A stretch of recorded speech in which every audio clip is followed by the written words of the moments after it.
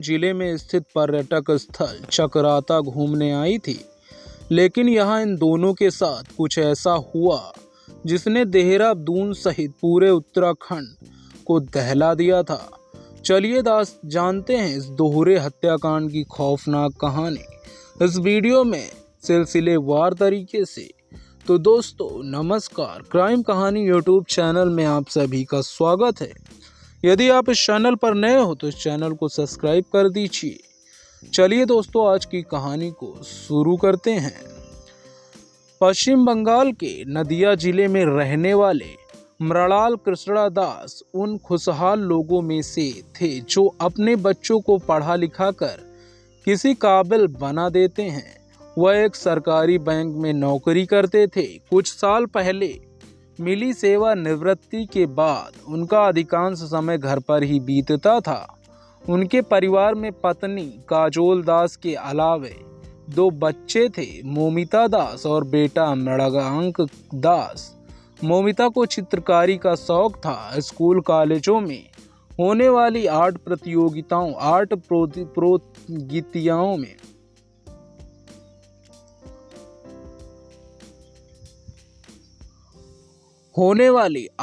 प्रतियोगिताओं में वह हमेशा अव्वल आती थी। इसी के मद्देनजर उसने MA तक की पढ़ाई आर्ट से ही की थी। प्रकृति फोटोग्राफी भी उसके शौक में शामिल थी। मोमिता की पढ़ाई पूरी हो चुकी थी, इसीलिए 2 साल पहले घर वालों की सलाह पर वह कैरियर बनाने के लिए नदिया से दिल्ली आ गई।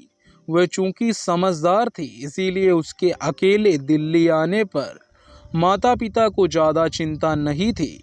मोमिता का छोटा भाई मृगांक भी पढ़ाई के लिए बेंगलुरु चला गया। दिल्ली आकर पिता ने अपने एक परिचित के माध्यम से दक्षिणी दिल्ली के लाडो सराय इलाके में किराए पर एक कमरा ले लिया और अपने लिए नौकरी ढूंढनी शुरू कर दी।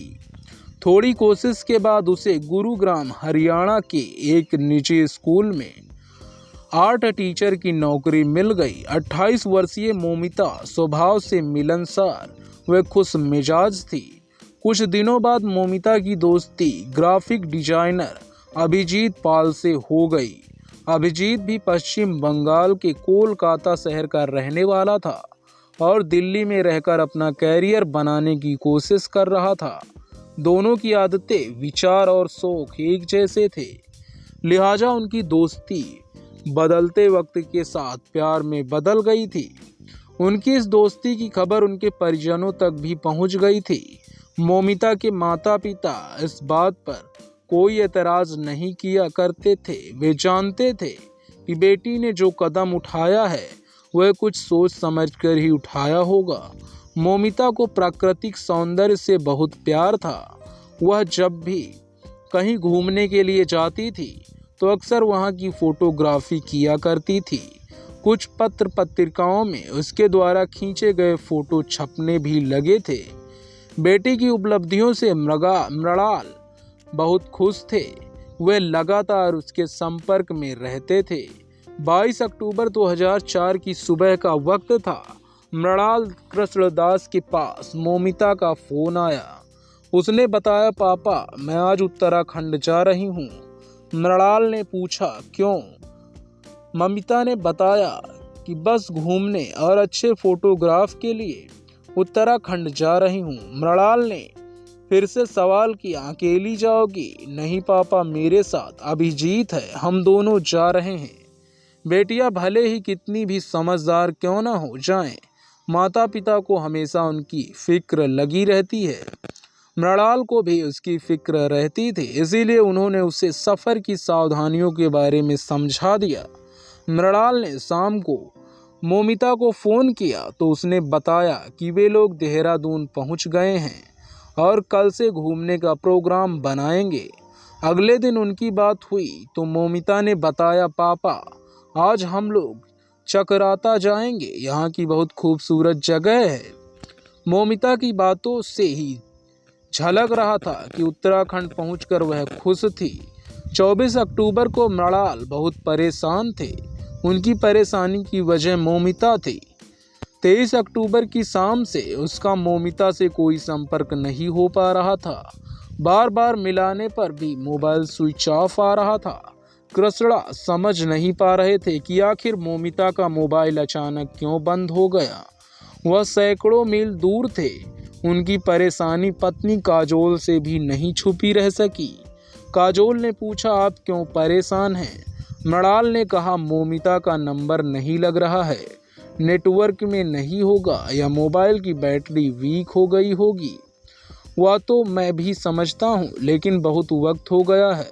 इस बात से वह भी परेशान हो गई। इसके बाद इंतजार का सिलसिला शुरू हो गया, लेकिन ना तो मौमिता का नंबर मिला, ना ही उसका फोन आया।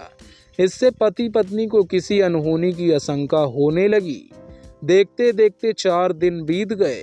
अगर मौमिता का मोबाइल खो गया था तो भी उसे संपर्क करना चाहिए था।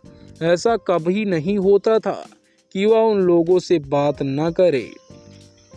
नाते रिश्तेदारों की सलाह पर मृणाल कृष्णा दिल्ली आ गए।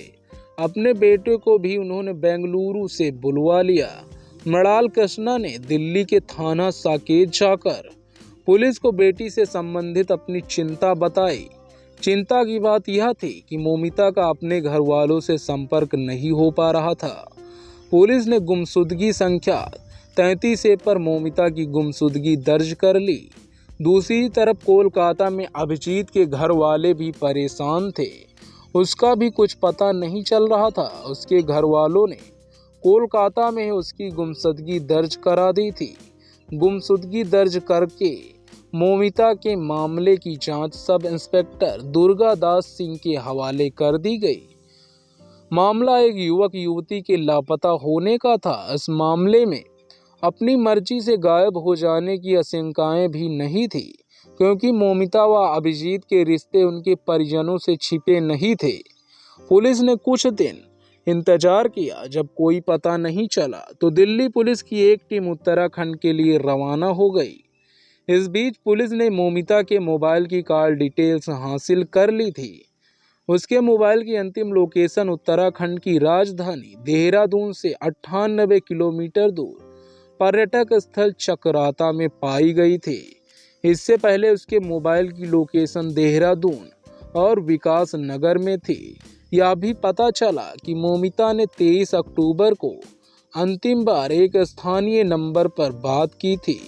दिल्ली पुलिस ने देहरादून के DIG संजय गुंजल और SSP अजय रौतेला से संपर्क किया।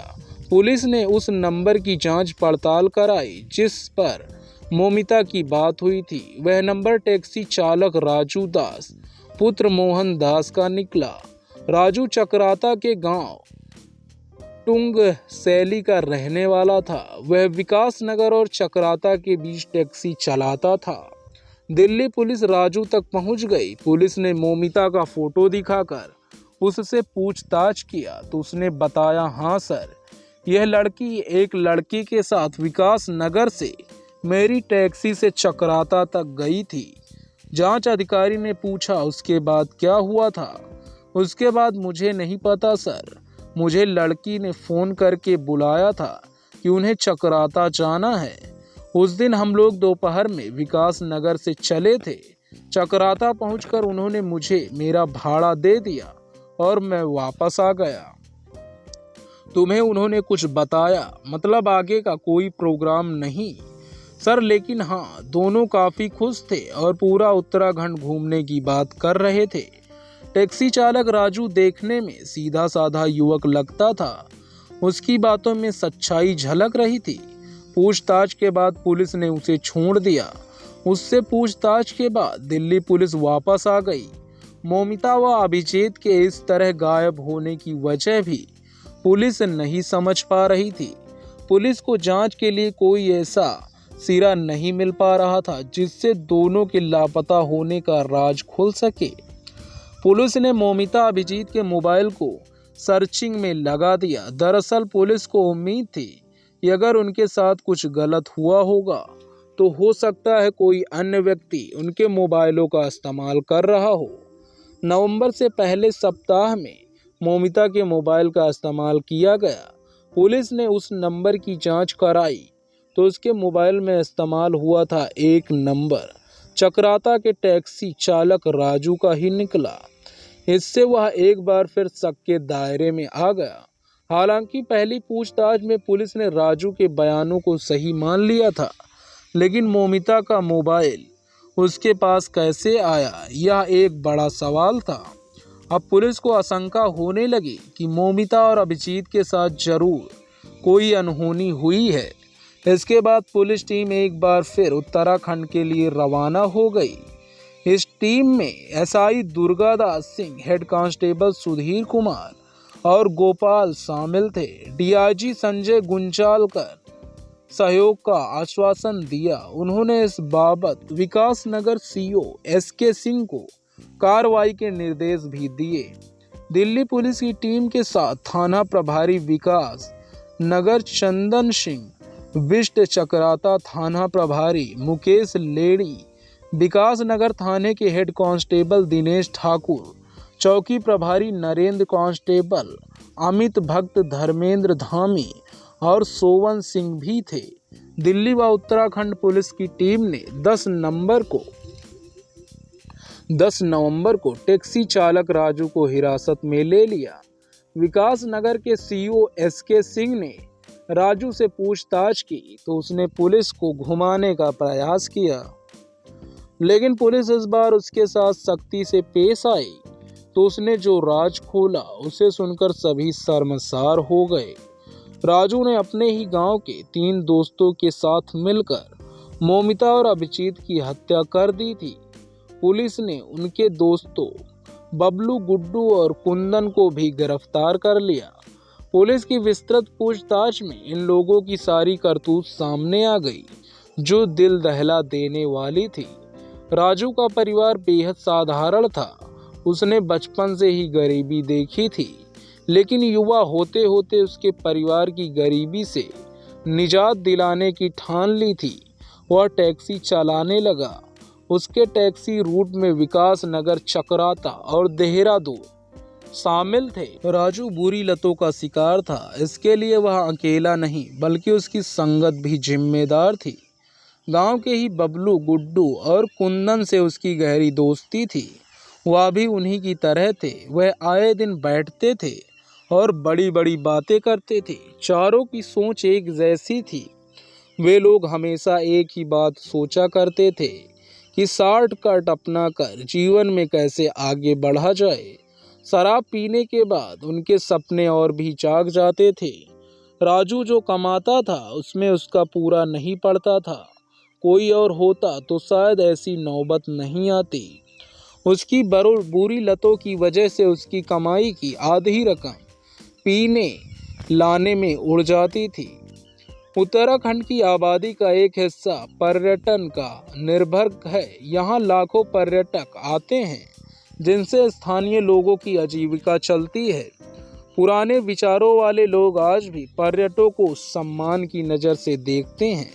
वे लोग यह भी जानते हैं कि अगर पर्यटक नहीं आएंगे और वे इनके साथ अपना व्यवहार अच्छा नहीं रखेंगे तो उनका काम नहीं चलेगा।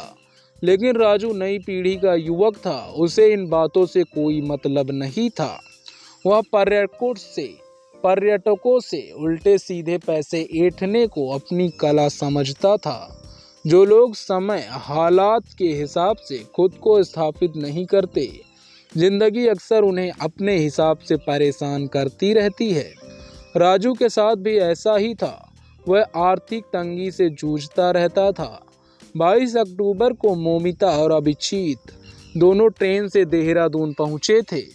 उन्होंने रेलवे स्टेशन के नज़दीक ही एक होटल में कमरा ले लिया। पहले दिन वह विकास नगर घूमने गए।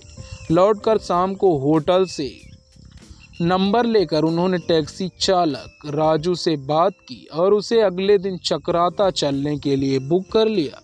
चक्राता का नाम अभिजीत व मौमिता ने पहले ही सुन रखा था कि वह खूबसूरत जगह है। समुद्र तल से 6,730 फुट की ऊंचाई पर बसा चक्राता उत्तराखंड का प्रमुख पर्यटक स्थल है। इसके साथ साथ यहाँ भारतीय सेना का क्षेत्रीय कार्यालय है। यहाँ सेना के कमांडोज को प्रशिक्षण दिया जाता है।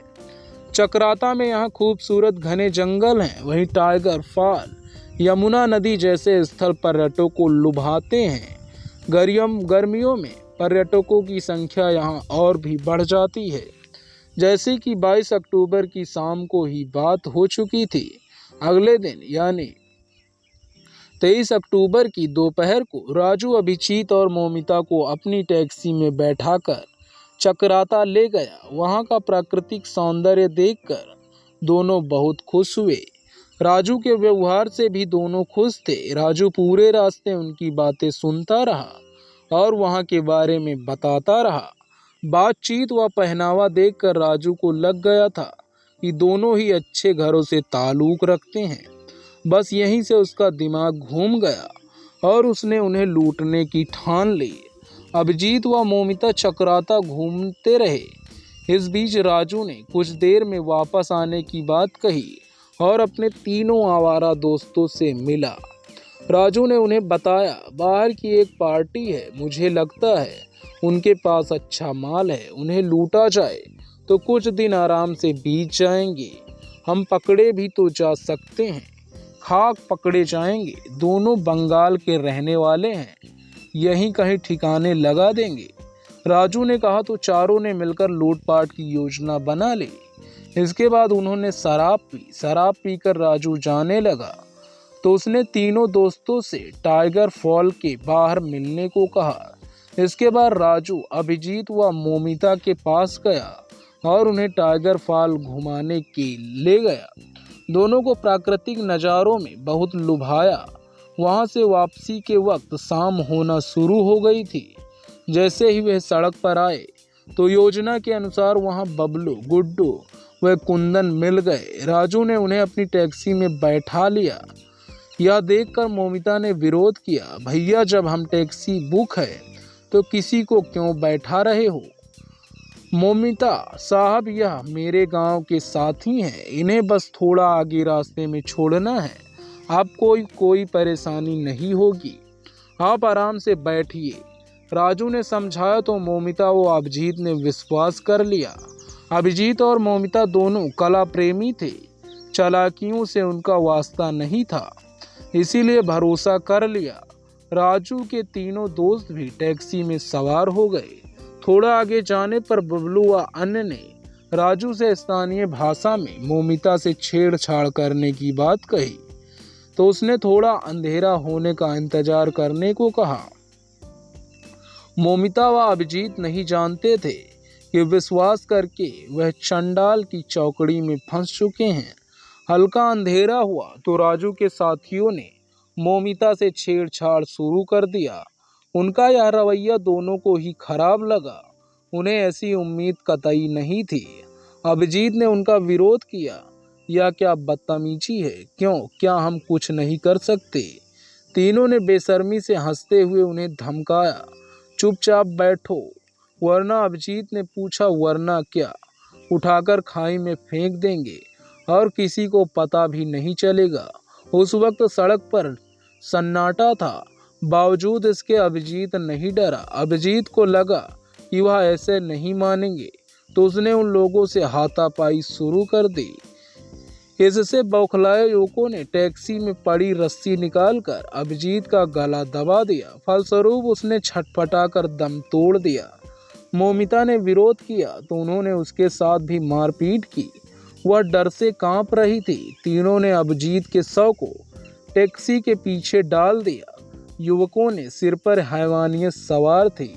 चलती टैक्सी में बबलू ने मौमिता के साथ दुराचार किया। बाकी साथियों ने उसकी मदद की। मौमिता चीखी चिल्लाई तो उसके साथ मारपीट की गई। इसके बाद उन्होंने दुपट्टे से गला दबाकर उसकी भी हत्या कर दी।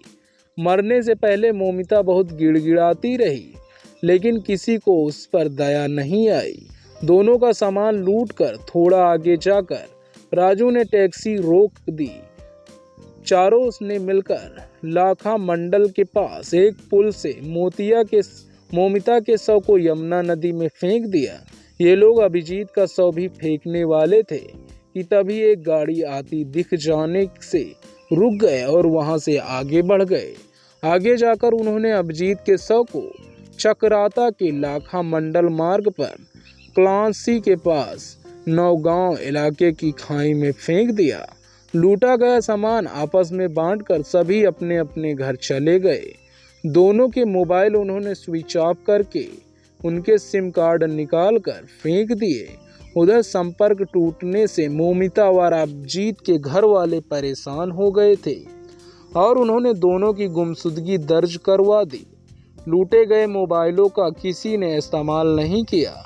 इस बीच कई दिन बीत गए। इसी बीच 30 अक्टूबर को उत्तरकाशी जनपद के पुरोला थाना क्षेत्र की नौगांव पुलिस चौकी क्षेत्र में एक युवक का शव मिला। सूचना पाकर थाना प्रभारी ठाकुर सिंह रावत मौके पर पहुंचे। उन्होंने उत्तरकाशी के एसपी जगत राम जोशी को घटना से अवगत कराया। मृतक युवक के पास कोई सामान या शिनाख्त के लिए पहचान पत्र नहीं मिला था। पुलिस को यह मामला लूटपाट के लिए की गई हत्या का लगा, इसीलिए अज्ञात हत्यारे के खिलाफ धारा 302 व 201 के अंतर्गत मुकदमा दर्ज कर लिया। पुलिस ने शव की शिनाख्त का प्रयास किया, लेकिन एक तो शव पुराना था, दूसरा उसकी शिनाख्त भी नहीं हो पा रही थी। उसे ज़्यादा दिन रखना संभव नहीं था, इसीलिए उसका अंतिम संस्कार कर दिया गया। पोस्टमार्टम रिपोर्ट में मृतक की मौत का कारण गला दबाना पता चला। यह शव अभिजीत का ही था। बाद में दिल्ली पुलिस जांच पड़ताल करते हुए राजू तक पहुंची तो उसने सीधे पन का नाटक करते हुए पुलिस को बहका दिया। पुलिस ने भी उस पर विश्वास कर लिया, क्योंकि ऐसा नहीं लग रहा था कि वह इतना भयानक कृत्य कार्य कर सकता है। इसके बाद चारों दोस्तों ने एक बार फिर जश्न मनाया कि पुलिस को उन पर शक नहीं है और उसने झूठ बोलकर मामला सुलंटा के स्वर को आसान कर दिया और वह दोस्तों के साथ शिकंजे में फंस गया। अभिजीत का मोबाइल आरोपी कुंदन ने अपनी बहन को बतौर गिफ्ट दे दिया था। पुलिस ने आरोपियों के कब्जे से मोमिता व अभिजीत का मोबाइल, पर्स, शाल व अन्य सामान भी बरामद कर लिया। फोटो के आधार पर अभिजीत के शव की शिनाख्त हो चुकी थी, लेकिन मोमिता का शव अभी तक नहीं मिला था। अगले दिन पुलिस टीम हत्या आरोपियों को लेकर चकराता व उत्तरकाशी पहुंच गई। एसपी जगत राम जोशी व थाना प्रभारी पुरोल ठाकुर सिंह रावत भी आ गए। आरोपियों की निशानदेही पर पुलिस ने गोताखोरों की मदद से नदी के 12 किलोमीटर एरिया में मोमिता के शव की तलाश की, लेकिन उसका शव नहीं मिल सका। उसके शव का मिलना भी एक बड़ी चुनौती थी। अगले दिन पुलिस ने फिर तलाशी अभियान चलाया। इस बीच आरोपियों को पुरोला पुलिस के हवाले कर दिया गया। पुलिस ने अपराध संख्या 50B-201 पर अपराधियों के खिलाफ हत्या का मुकदमा दर्ज कर लिया। थाना प्रभारी ठाकुर सिंह रावत ने सुरक्षा के बीच सभी आरोपियों को अदालत में पेश किया, जहां से उन्हें 14 दिन की न्यायिक हिरासत में जेल भेज दिया गया। 13 नवंबर को आखिर पुलिस को मोमिता का शव नदी में मिल गया। पुलिस ने शव का पंचनामा भरकर पोस्टमार्टम हेतु भेज दिया। मोमिता के परिजनों भी आ चुके थे। शव की हालत ऐसी नहीं थी कि वे लोग ले जा सकते थे, इसीलिए पोस्टमार्टम के बाद उसके शव का केदार घाट पर अंतिम संस्कार कर दिया गया। चकराता जैसे शांत इलाके में अपनी तरह की यह पहली घिनौनी घटना थे। इस घटना को लेकर चकराता व आसपास के लोगों में बहुत गुस्सा था। वे हत्यारों को फांसी देने की मांग कर रहे थे। इलाकाई लोगों ने अभिजीत व मोमिता की आत्मा की शांति के लिए कई कैंडल मार्च निकाले और मौन व्रत रखा। इस घटना को लेकर 16 नवंबर को चकराता में कई गांवों के करीब 300 लोगों की पंचायत हुई।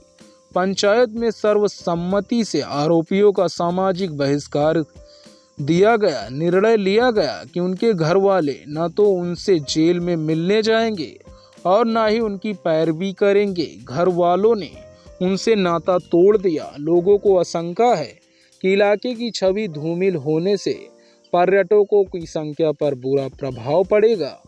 आरोपियों के घर वालों की संख्या है आरोपियों के घर वालों की मांग है कि उनके बेटों की फांसी की सजा दी जाए। मौमिता व अभिजीत ने राजू पर विश्वास किया था, लेकिन उसने उनके विश्वास की बुरी तरह झलक उनकी जिंदगी का चिराग हमेशा के लिए बुझा दिया। तो दोस्तों, इस कहानी का उद्देश्य किसी को परेशान करना, किसी के दिल को दुखाना नहीं है, बल्कि आपको जागरूक करना, आपको सचेत करना है। अपराध की ऐसी ही सच्ची घटना को सुनने के लिए आप हमारे चैनल क्राइम कहानी को सब्सक्राइब कर लीजिए और आप सभी अपना ख्याल रखिए। दोस्तों, फिर मिलते हैं आगे की कहानी में। तब तक के लिए हमें इजाज़त दें। धन्यवाद।